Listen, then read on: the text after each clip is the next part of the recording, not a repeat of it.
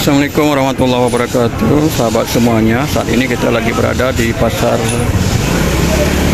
Kota Bernun dan ini suasananya di hari Lebaran, hari ketiga Lebaran. Mulai banyak buka toko dan orang mulai beraktivitas. Ini di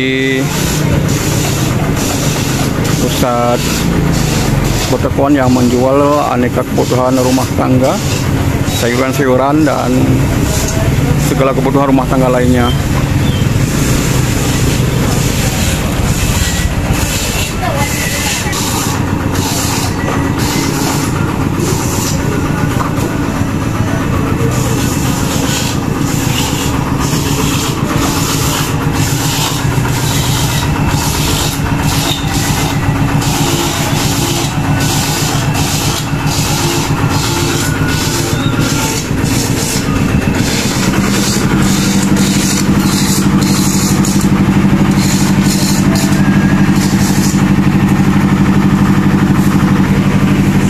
Kita coba lihat di sudut lain kota Bernun.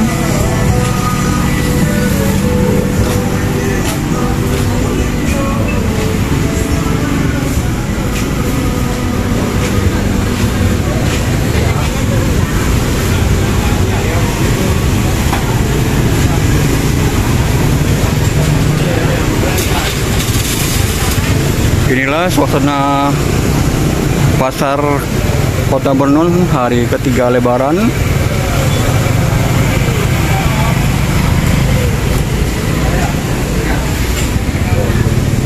Mulai terlihat ramai aktivitas masyarakat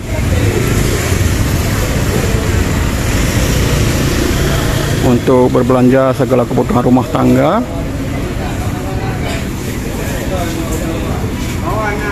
Kota Bernun ini berada di wilayah Kabupaten Pidi, Provinsi Aceh.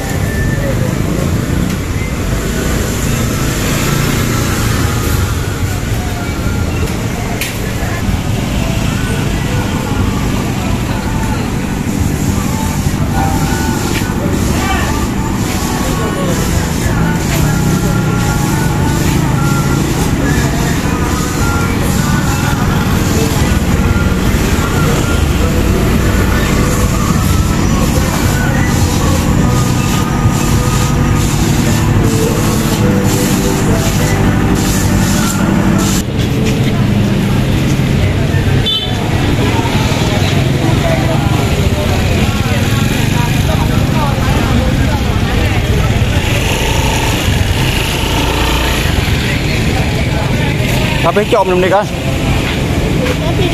Habis cok belum kan? Cok aja.